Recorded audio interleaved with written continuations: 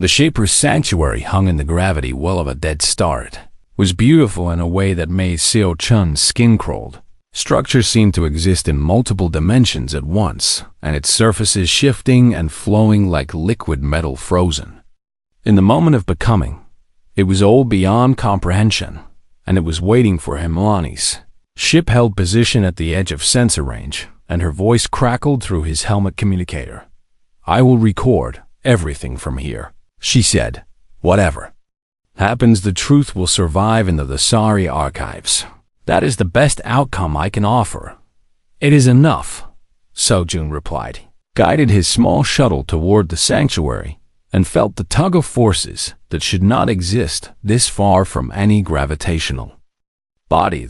The dead star behind him emitted no light, but its presence warped space in ways that made his instruments unreliable. He was flying into the unknown on instinct. Alone, a dock appeared on the sanctuary's surface, and his shuttle was drawn toward it like metal to a magnet. Seo-jun did not resist. The Shaper wanted him to enter. Refusing would only delay the inevitable. The dock sealed behind him, and atmosphere hissed into the chamber. His suit told him the air was breathable, and he removed his helmet after a moment of hesitation. The corridor beyond the dock was lined with images murals, like the ones on New Bizen, but showing different civilizations, different species, different faults. Seo-jun walked past the history of 100 extinct peoples and understood that he was looking at the Shaper's trophy collection. Each species had been great once. Each had reached too far and been pruned.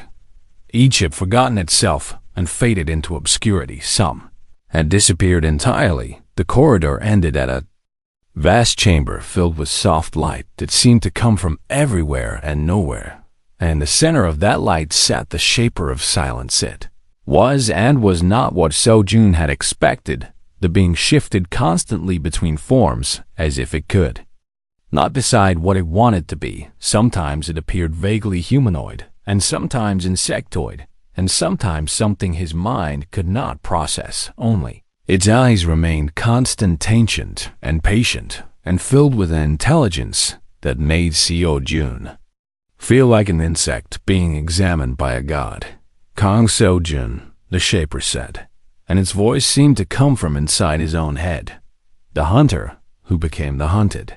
I have been waiting for humanity to send someone like you. You knew I would come. I knew someone would."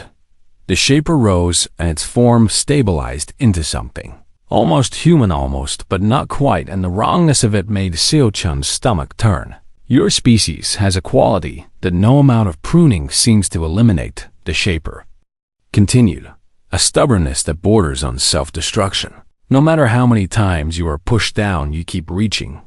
It is admirable. It is also very dangerous." "For who?" Seo-jun asked. "For the galaxy," the Shaper replied, "for the careful balance that has kept intelligent life flourishing for millions of years. You do not see it because your perspective is too limited. But I have watched civilizations rise and fall for longer than your species has existed. I have seen what happens when one species grows too powerful. War, consumption, extinction, not just for the powerful species, but for everyone around them. So you prune. I garden." The Shaper moved closer, and Seo-jun resisted the urge to step back. "The galaxy is finite," it said. "Resources are finite. Intelligent species multiply and expand and consume until there is nothing left. The Shapers exist to prevent that catastrophe. We slow the growth of the strongest so the weakest can survive. We ensure that no single species dominates, so that diversity flourishes. We are not tyrants. We are caretakers." "And humanity?" Seo-jun asked. "Why were we targeted?" "Because you grow too fast." The Shaper's form flickered with something that might have been frustration. "Your species adapts to environments that should kill you. You form bonds with beings that should be your enemies. You refuse to accept limits. In 2,000 years you built an empire that took others 100,000. If we had not intervened, you would have dominated the galaxy within another millennium. Would that have been so terrible?" Yes, the word hung in the air between them. Every dominant species believes it would be benevolent, the Shaper said. Every empire tells itself it will be different. None of them are. Power corrupts, and absolute power corrupts absolutely. Your human philosophers understood this. We simply apply it on a galactic scale. Seo-jun considered the Shaper's words and found them hollow. You talk about protection, he said. But you are not protecting us. You are controlling us. There is a difference. Is there? The Shaper's form shifted, and for a moment, Seo-jun saw something vast and terrible beneath the surface. Something that had existed before stars formed and would exist after they all burned out. I offer you a choice, the Shaper said. The same choice I offered your species 12,000 years ago. You can accept your place in the garden. You can remain small and protected and alive. Or you can challenge us and be pruned again. This time completely. There will be no hidden ruins. No carved warnings. No hope of return. Just emptiness where humanity used to be. Seo-jun looked at the being that had shaped his species' destiny for longer than recorded. History he thought about Admiral Harin and her belief that survival was enough. He thought about Ilmani and her devotion to truth at any cost. Thought about the murals on New Bizin and the warning carved in ancient stone. Remember that you were great once, remember and reach again. You asked me a question on New Bizin, Seo-jun said. You asked why humanity keeps reaching for the stars. I will tell you. It is not because we are brave or stubborn, or too stupid to know when we are beaten. It is because we cannot imagine a life where we do not try. A life where we accept the limits others put on us. You call it dangerous. We call it being human. He reached into his suit and activated the transmitter he had hidden there. Every frequency. Ilmani could access burst to life with the recording he had been making since he entered the sanctuary. The Shaper's confession, its explanation of what it had done to humanity, its offer and its threat, all of it broadcast across every channel they could reach. The Shaper's form convulsed with rage, and the chamber trembled with power beyond human comprehension. What have you done? It demanded. I killed beasts for money. Seo-jun replied. But you are not a beast. Beasts kill to survive. You kill to control. That makes you a tyrant. And humans have a long history with tyrants. The Shaper could have destroyed him. Seo-jun saw the power building in its form and knew he was heartbeats away from death. But the Shaper hesitated. If I kill you now, it said slowly, I prove everything you have claimed. I become the monster you have named me. Yes, so I will let you live. The power faded from the chamber, and the Shaper's form stabilized into something almost gentle. You have chosen a harder path. For your species, it said. The protection we offered is gone now. Humanity will have to face the galaxy alone. We were always alone, Seo-jun replied. We just did not know it. The Shaper turned away, and the sanctuary began to shift around them. Leave. It said, tell your people what you have learned. But remember this moment when the consequences come. Remember that you were offered peace and chose war. Seo-jun walked back through the corridor of conquered civilizations. He passed the murals of fallen empires and extinct species, and he did not look back. Ilmani was waiting for him at the dock, and her dark eyes were filled with tears. The broadcast reached everywhere. She said, every station in the Concord received it. Every species knows. What was done to humanity? What happens now? Seo-jun asked. Everything changes. 6 months later, Seo-jun sat in a bar on a way station that had become very familiar. The galaxy around him was in chaos.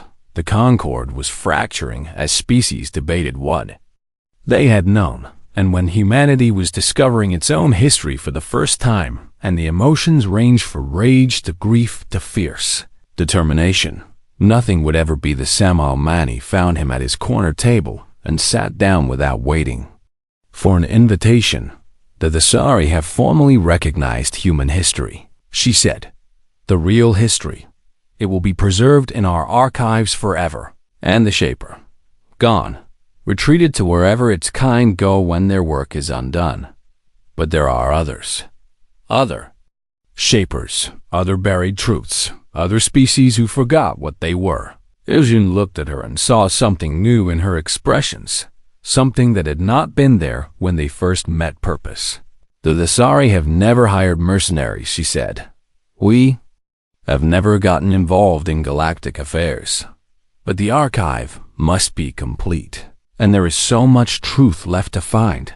Saijun smiled and raised his glass. Then let us go find it. Ilmani smiled back and sat down to stay. The hunt was far from over.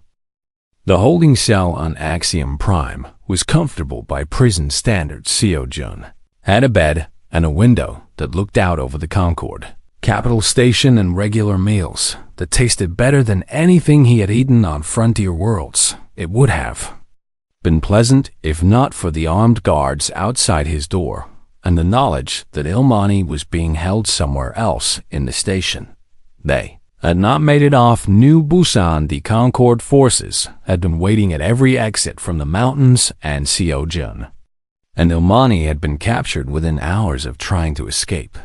Their evidence had been confiscated and their ship impounded, and they had been separated for transport to Axiom Prime. 3 days had passed since then. Yeojun had seen no one but the guards who brought his meals. On the 4th day, the door opened and Admiral Yoon Harin walked in. She was smaller than Seojun had expected. The recordings and broadcasts always made her seem larger than life, but in person she was a compact woman with silver hair and eyes that had seen too much. She wore her dress uniform without any of the medal she had earned, and she carried herself with the quiet confidence of someone who had nothing left to prove. Kang Seojun, she said, and she took a seat across from him without waiting for invitation.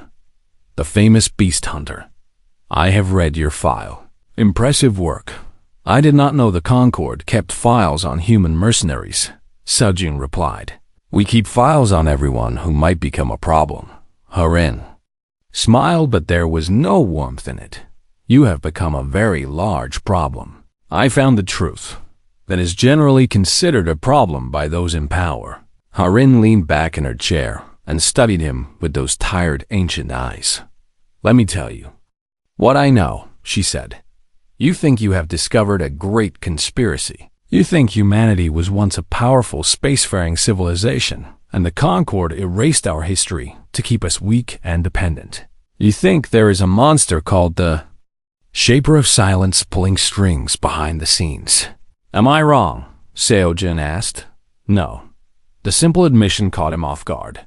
You are not wrong. Harin continued. Everything you discovered is true. Humanity was great once. We built an empire that stretched across 200 star systems.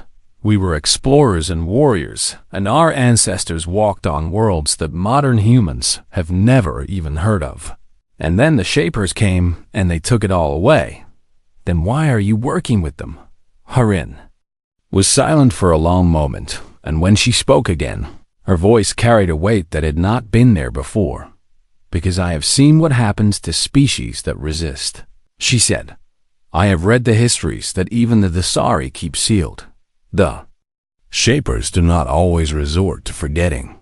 When a species proves too stubborn to be pruned, they are simply cut out entirely. Erased not from memory, but from existence. You think they would destroy humanity. I think they already tried and failed. And that failure is the only reason we are still here.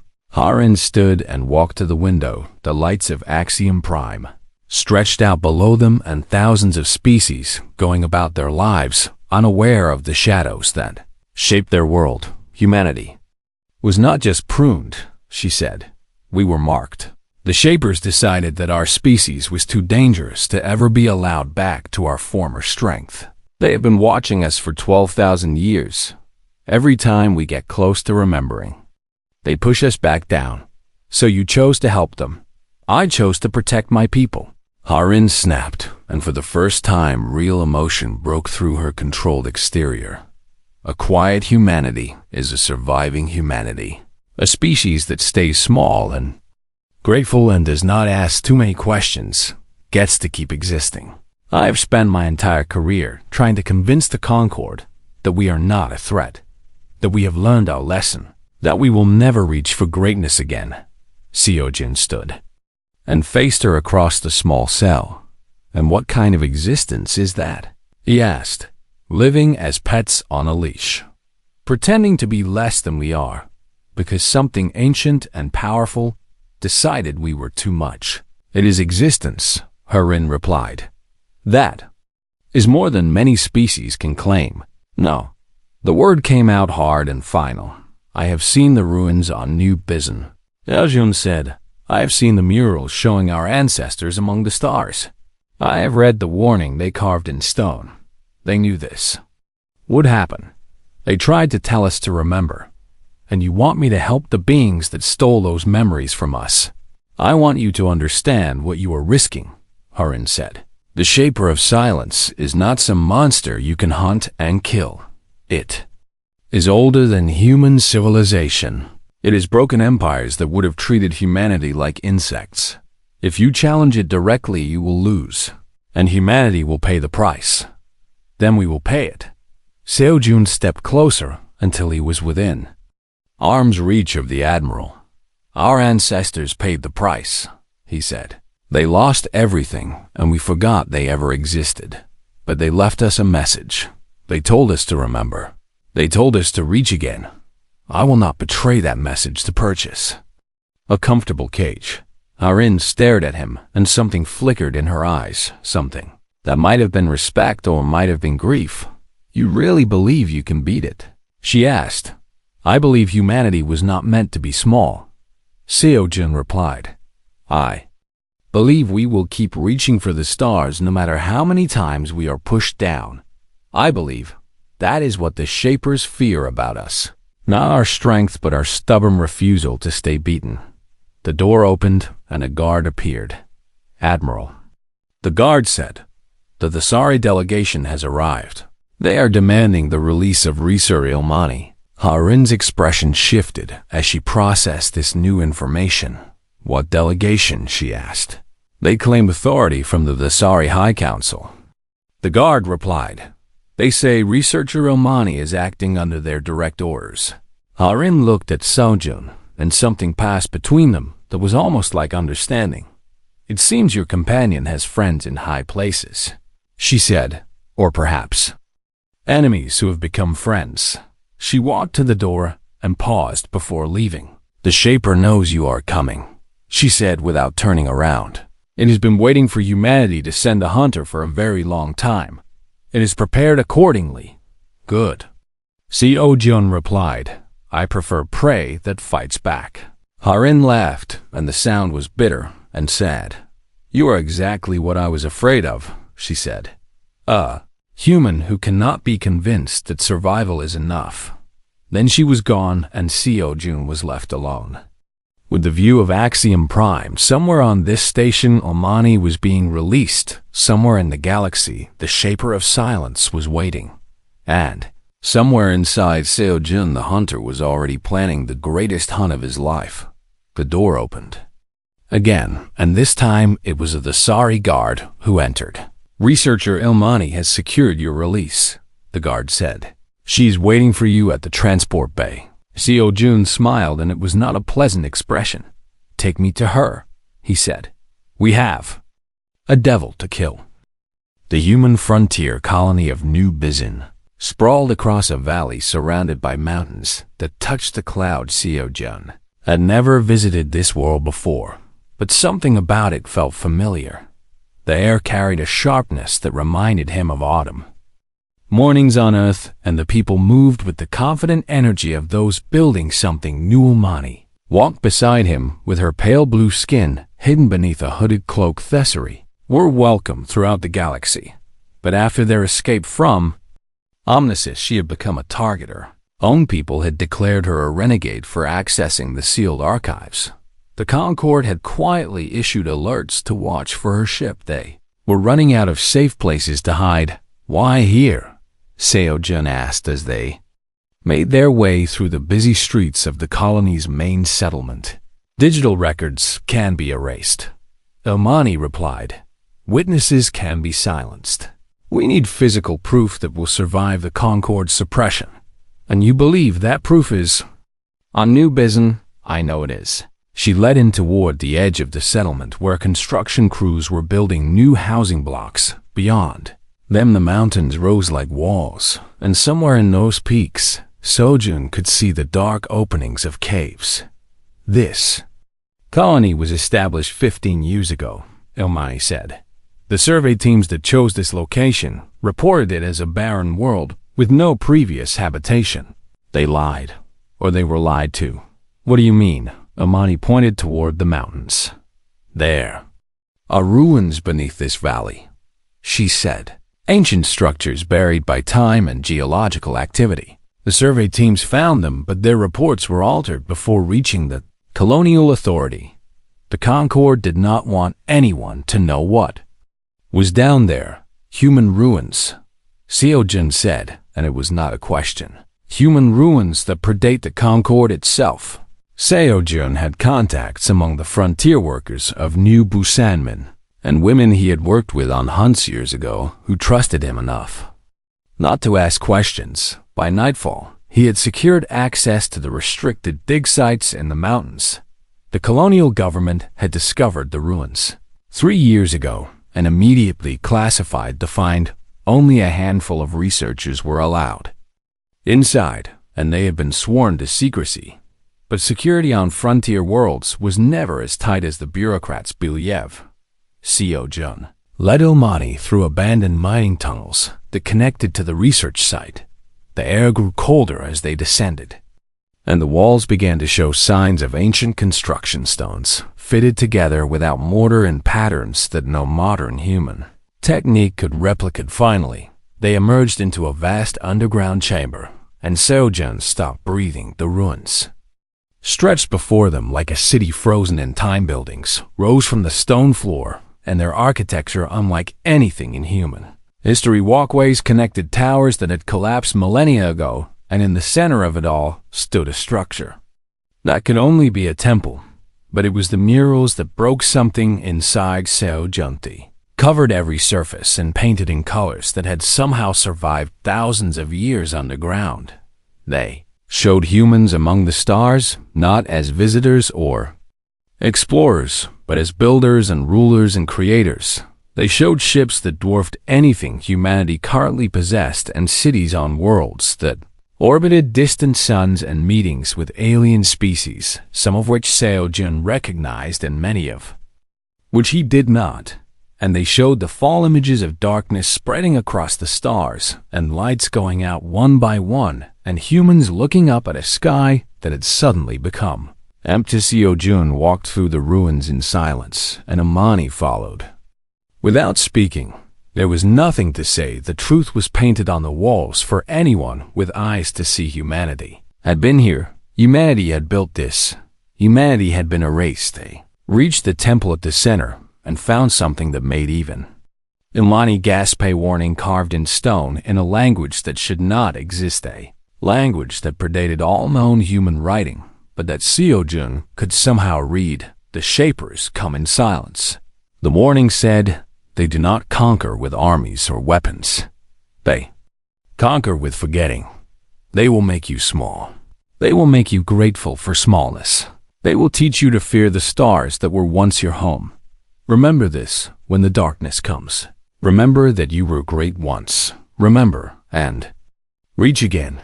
Seojun read the words aloud, and his voice echoed through the ancient chamber. Your ancestors knew, Ilmani said softly. They tried to warn their descendants. They carved this message in stone because they knew paper would rot and data would be erased. Stone survives, but it was not enough. No. Seojun agreed. It was not enough.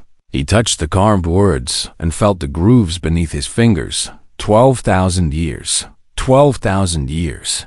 His species had been kept small and ignorant and grateful. 12,000 years the Shaper of Silence had been watching and waiting and adjusting whenever humanity got too close to the truth. We cannot take these ruins with us, he said, but we can record them. We can capture every image and every carving and every piece of evidence. And then we need to find somewhere to broadcast it where the Concorde cannot suppress it. They worked through the night and documented everything they called Ilmani's recording equipment captured images in spectrums beyond human, sight-preserving details that would prove the authenticity of the ruined Seojun. Photographed the murals and the carvings and the architectural features that matched nothing in known human history. By dawn, they had enough evidence to shake the foundations of galactic politics, but dawn brought something else.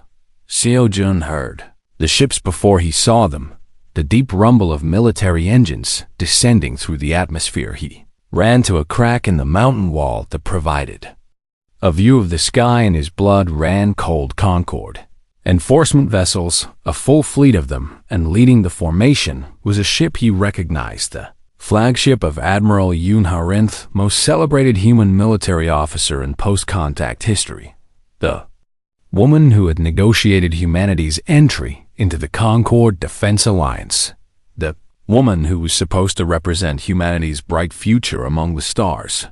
Someone betrayed us, Ilmani said. One of my contacts. Seojun replied, and his voice was flat with suppressed anger. Or perhaps the surveillance was already in place. It does not matter now. He looked at the approaching fleet and calculated their chances of escape. They were not good. The Shaper's influence reaches further than we imagined. Imani said, even into humanity itself. That ship belongs to Admiral Yoon. As Seojun told her, she is human. One of the most powerful humans in the galaxy, and apparently one of the Shaper's agents, or one of its believers. Ilmani's dark eyes were filled with something that might have been pity. The Shapers do not need to control everyone, she said. They only need to convince a few key individuals that suppression is protection, that ignorance is safety, that keeping a species small is an act of love. The ships were landing now, and Seojun could see troops deploying toward the mountain. They were out of time. There is a back passage, he said, an old mining tunnel that leads to the other side of the range. We can reach the settlement and find transport before they secure the entire colony. And then, Seojun looked one last time at the ruins, at the murals showing his ancestors among the stars, at the warning carved in ancient stone. Then we find out what Admiral Yoon knows, he said, and we decide whether the Shaper of Silence can be killed. The Dazari Vault world of Omnisis filled the viewport like a marble wrapped in silver. Thread Seojun had seen many planets in his years of hunting, but nothing like this. The entire surface was covered in structures that rose and fell in geometric patterns that seemed to shift when he looked at them. Two long libraries that stretched for thousands of kilometers. Archives that held the memories of 1,000,000 civilizations. Every species that has ever achieved spaceflight is recorded here.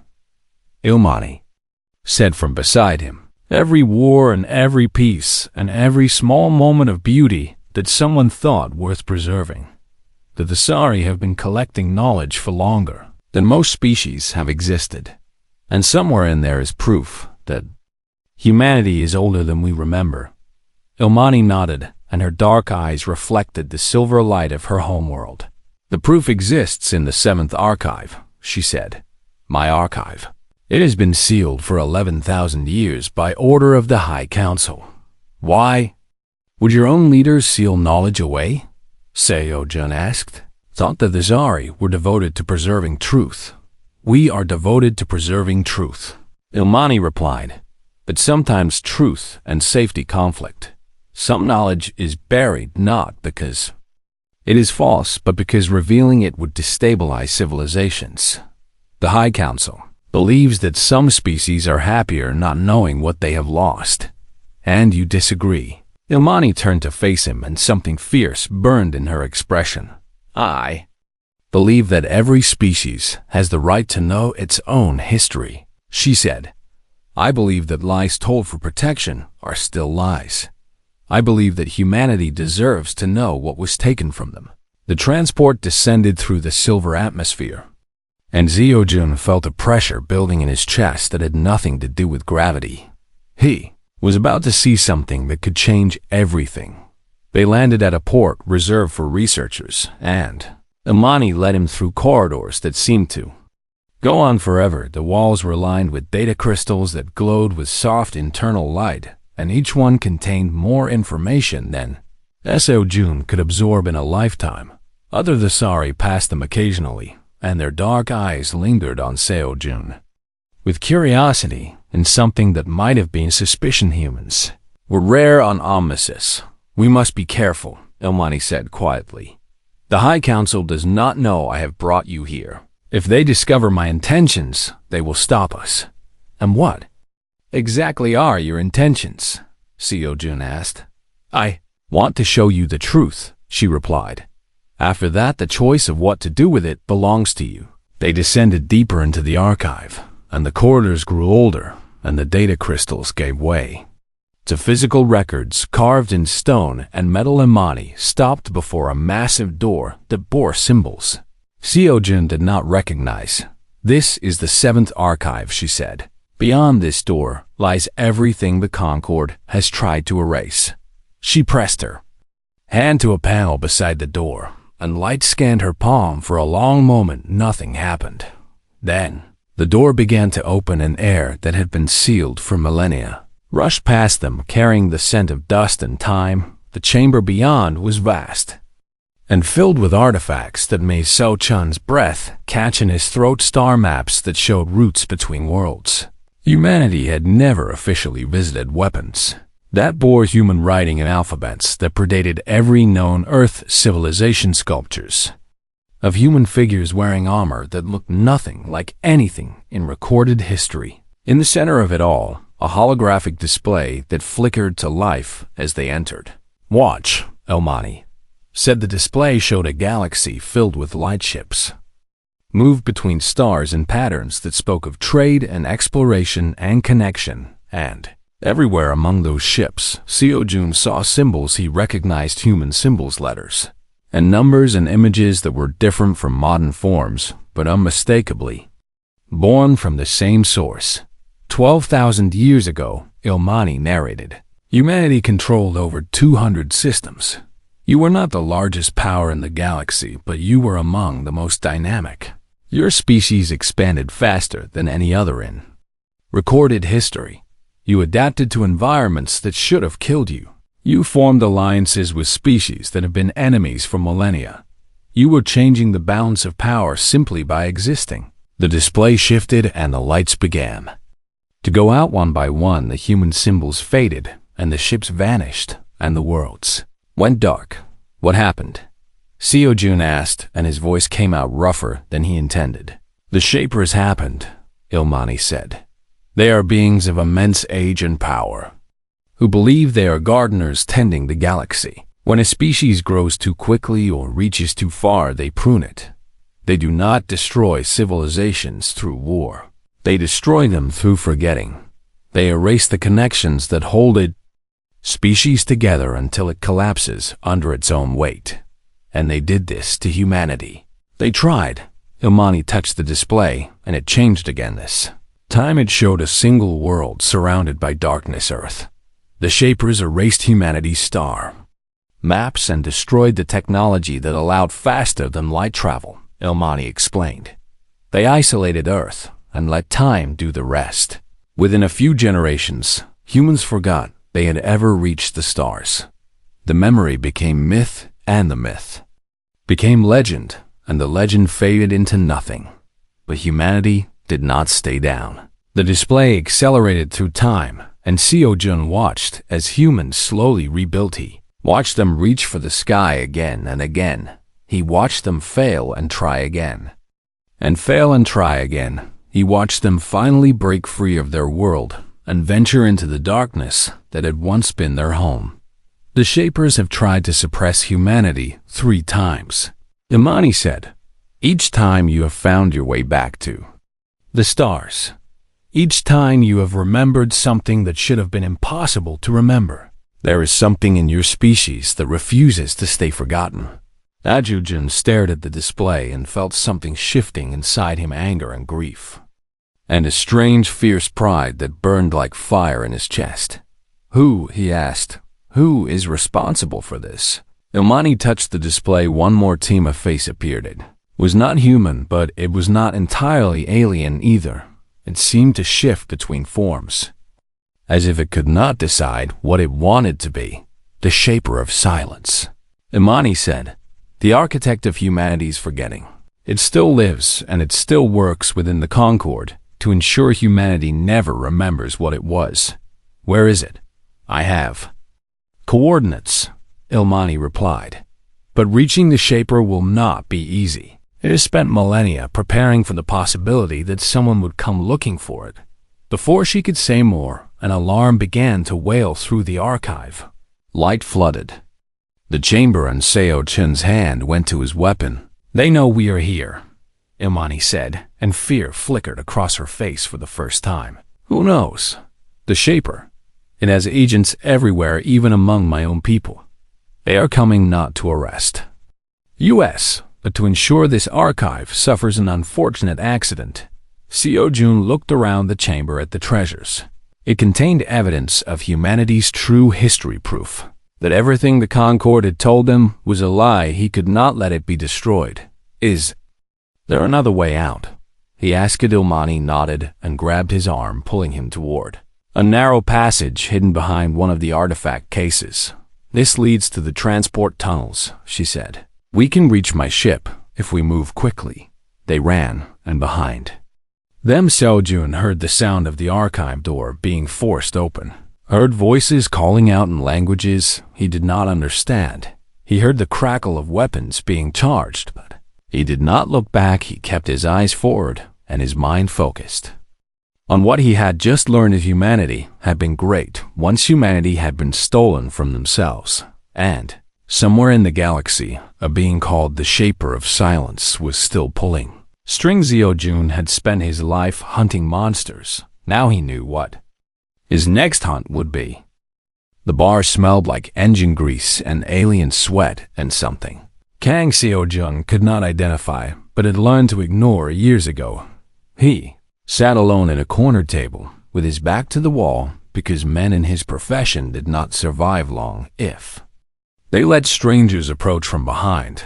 The way station on Becarus 7 attracted the kind of beings who preferred shadows to sunlight and questions that went unanswered. Seo Jun fit right in. He lifted his drink and watched the crowd through the amber liquid. 3 Viraki traders argued near the entrance, and their scaled faces flushed purple with anger over some deal gone wrong. A pair of human miners played cards at the bar, and their laughter too loud and their eyes too tired in the far corner. A Melisari smuggler counted credits with all 4 hands and pretended not to notice the security drone hovering near the ceiling. Just another night on the border. Seo Jun had spent 15 years killing things that most beings preferred to pretend did not exist. Apex predators on colony worlds, bioengineered nightmares that escaped corporate labs, ancient creatures that woke when terraform teams dug too deep. He hunted them and he killed them, and governments paid him well to keep their citizens safe and ignorant. The work had changed him in ways he did not like to examine too closely. Other humans kept their distance now, sensed something in him that made them uncomfortable, something that reminded them that humanity had clawed its way up from a death world where everything wanted to eat them. Seo Jun had simply remembered what most humans tried to forget. He was about to order another drink when the Visari approached his table. That alone made him sit up straighter. The Visari were archivists and scholars and keepers of galactic history. They recorded everything and judged nothing and stayed neutral in every conflict that had torn the galaxy apart for the last 100,000 years. They did not visit border moon way station. She certainly did not approach human mercenaries in shadowy bars. She was tall for her species, with pale blue skin that seemed to glow faintly in the dim light. Her eyes were large and dark and filled with an intelligence that made Seo Jun feel like She was reading his entire life story just by looking at him. Kang Seo-jun, she said, and her voice carried a musical quality that cut through the noise of the bar. I am researcher Amani of the 7th Archive. I know what the Sari are. Seo-jun replied, and he kept his hand near the weapon holstered at his hip. What I do not know is why one would seek me out. May I sit? He gestured to the empty chair across from him. She settled into it with a grace that seemed almost liquid as she folded her long fingers together on the table. I have been observing you for 3 standard months, she said. Seo-jun felt a chill run down his spine, but he kept his expression neutral. There's a long time to watch someone drink bad whiskey. I needed to be certain you were the right one. The right one for what? Ilmani leaned forward, and her dark eyes locked onto his. You kill beasts for money, she said. Will you kill the devil for truth? Seo-jun stared at her for a long moment, and then he laughed. The sound was harsh and bitter, and it drew glances from nearby tables. There is no devil, he said. Every species has myths about ultimate evil, but they are just stories we tell ourselves to explain the darkness. You are wrong. The certainty in her voice stopped his laughter cold. The devil is real, Ilmani continued. It has a name and a location, and it has been shaping galactic history for longer than your species has existed. And you want me to kill it. I want you to help me expose it. The killing may become necessary along the way. Seo-jun picked up his drink and drained it in one long swallow. The alcohol burned his throat, but did nothing to quiet the voice in his head, telling him to walk away. Why me? He asked. There are plenty of mercenaries in this galaxy. Because you hunt monsters, Ilmani said. Not for glory or ideology, but because you understand that some things must be faced, even when facing them changes you forever. I have read your file, Kang Seo-jun.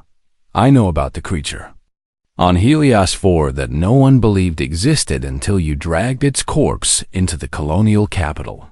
I know about the swarm on Meridian that you burned out alone after the military refused to send support. You do not give up. You do not look away. That is why I need you. Seo-jun signaled the bartender for another drink. He needed time to think, and the Vasari seemed willing to wait. When the glass arrived, he wrapped his fingers around it but did not lift it. What exactly is this devil you want me to hunt? He asked. Ilmani glanced around the bar, and something in her expression told Seo-jun that what she was about to say could get them both killed. The Concord has been lying about humanity, she said quietly. The first contact your species celebrated 40 years ago was not first contact at all.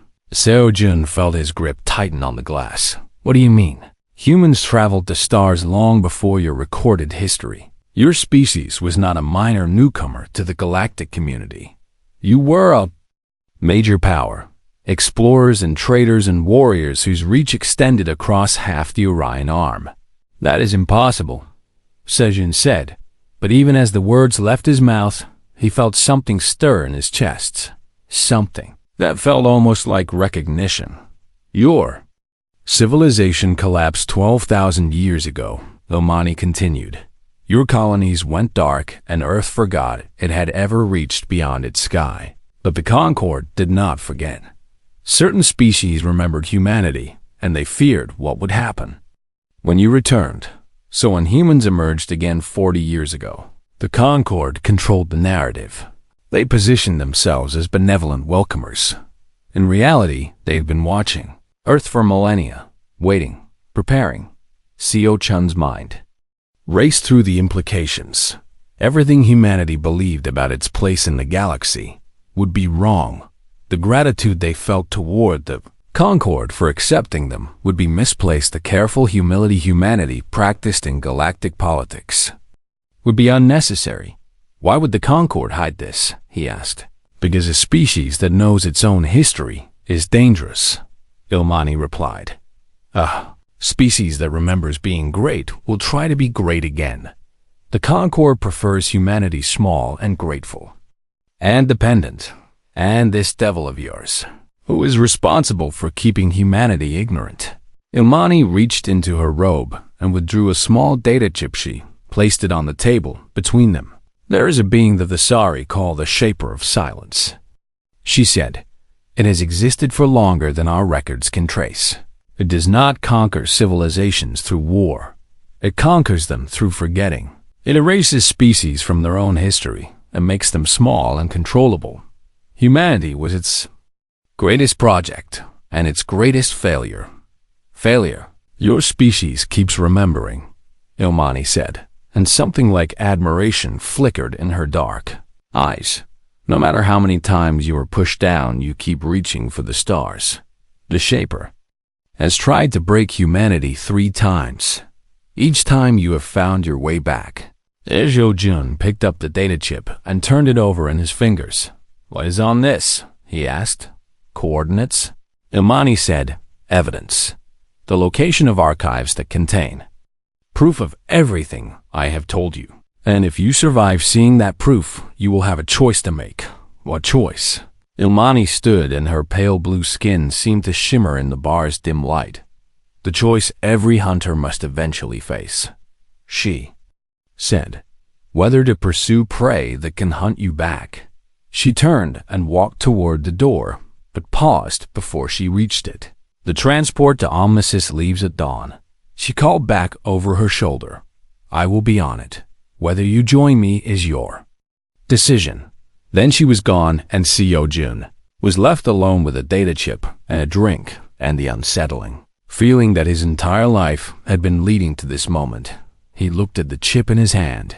He thought about the creatures he had killed and the worlds he had saved and the price he had paid for becoming the kind of man who could face monsters without flinching. Then he thought about humanity, about the billions of people on Earth and the colonies who believed they were newcomers to a vast and ancient galaxy, who practiced humility because they thought they had not yet earned the right to stand tall. What if they were wrong? What if humanity had earned that right 12,000 years ago and someone had stolen it from them? Jun pocketed the data chip and stood. He had hunted beasts all his life. Perhaps it was time to hunt something bigger.